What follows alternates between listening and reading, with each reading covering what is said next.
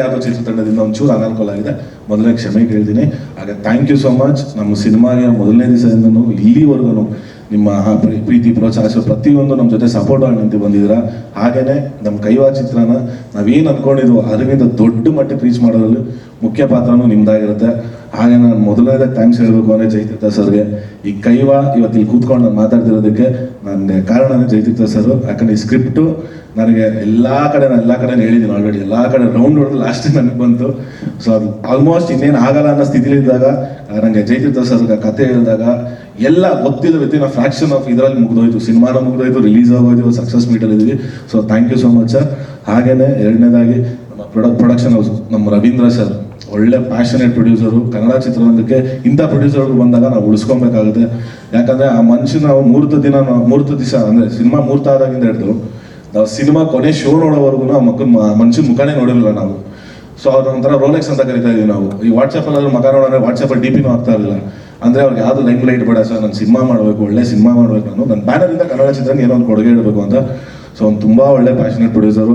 ಹಾಗೆಯೇ ನಮ್ಮ ಇ ಪಿಗಳಾದಂಥ ನಮ್ಮ ಕೃಷ್ಣಪ್ಪ ಅವರು ಮತ್ತು ಬಾಲು ಸರ್, ನಮ್ಮ ವಿನೋದ್ ಅವರು, ಎಲ್ಲರಿಗೂ thank you so much. And mainly ನನ್ನ ಪ್ರೀತಿಯ challenging star Darshan, thank you so much ಅಣ್ಣ. ನಾನು ಪ್ರತಿಯೊಂದು ಹೆಜ್ಜೆಲ್ಲೂ ಇಲ್ಲಿವರೆಗೂ ನಿಂತು ನಾನು ಒಬ್ಬ ಅಣ್ಣನಾಗಿ ನಿಂತು ಸಾಥ್ ಕೊಡಿದ್ರೆ ಥ್ಯಾಂಕ್ ಯು ಸೋ ಮಚ್. ಹಾಗೆಯೇ ಅಭಿಷೇಕ್ ಅಂಬರೀಶ್ ಅವ್ರಿಗಾಗಿರ್ಬೋದು, ನಮ್ಮ ಚಿಕ್ಕ ಹುಡುಗಾಗಿರ್ಬೋದು, ಪ್ರತಿಯೊಬ್ಬರಿಗೂ thank you so much.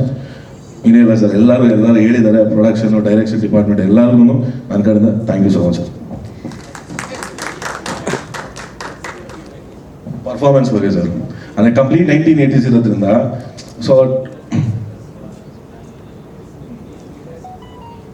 Mainly performance ಬಗ್ಗೆ ಸಿಕ್ಕಿತ್ತು ಸರ್. ಅಂದರೆ ಅವ್ರು ಎಕ್ಸ್ಪೆಕ್ಟ್ ಮಾಡಿರಲಿಲ್ಲ ಸರ್. 2023 ಅವ್ರು ಹೇಳ್ದಂಗೆ ಈ ಜನ್ರೇಷನ್ ಆಗಿ ನಾವು ಇರೋದ್ರಿಂದ ಸೊ 1980s ಯಾವ ಥರ ತೋರಿಸ್ತಾರೆ ಅನ್ನೋದು ಅವ್ರಿಗೆ ಇರಲಿಲ್ಲ.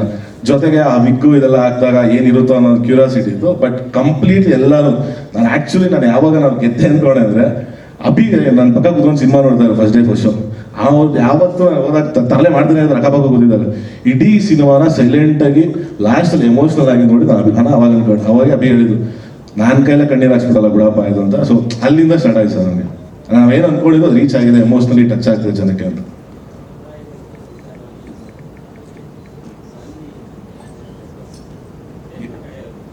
ಇಲ್ಲ ಸರ್, ಫಸ್ಟ್ ನಾವು ಈ ಸಿನಿಮಾ ರಿಲೀಸ್ ಬಿಫೋರ್ ಏನೇ ಅವ್ರಿಗೊಂದು ಶೋ ಅರೇಂಜ್ ಮಾಡಿದ್ವಿ ನಾವು. ಬಿಕಾಸ್ ಹಳೆ ಸಿನಿಮಾಗಳದ್ದು ಕೆಲವು ಸಿನಿಮಾಗಳ ಒಂದು ಇದೇನೋ ಲೈಕ್ ಅವ್ರ ಧಾರ್ಮಿಕ ವಿಚಾರಕ್ಕೆ ಸಮಸ್ಯೆ ಆಗಬಾರ್ದು ಅಂದ್ಬಿಟ್ಟು ನಾವು ಅವ್ರಿಗೆ ಶೋ ಅರೇಂಜ್ ಮಾಡಿ ಅವ್ರು ತೋರಿಸಿದಾಗ ಆ್ಯಕ್ಚುಲಿ ಫಸ್ಟ್ ಅವರೇ ಪ್ರೆಸ್ ಮೀಟ್ ಮಾಡ್ತೀವಿ ಅಂತ ಕೂತೀವಿ ಸರ್. ಲೈಕ್ ನಮ್ಮ ದ್ರೌಪದಮ್ಮ ತಾಯಿನ ಇಷ್ಟು ಅದ್ಭುತವಾಗಿ ಯಾರು ತೋರಿಸಿಲ್ಲ. ಅಂದರೆ ನಮ್ಮ ಸಿನಿಮಾದಲ್ಲಿ ಏನು ಮಾಡೋರು ಅಂದ್ರೆ sir Jayatheertha sir in depth ಅವರು ಸರ್.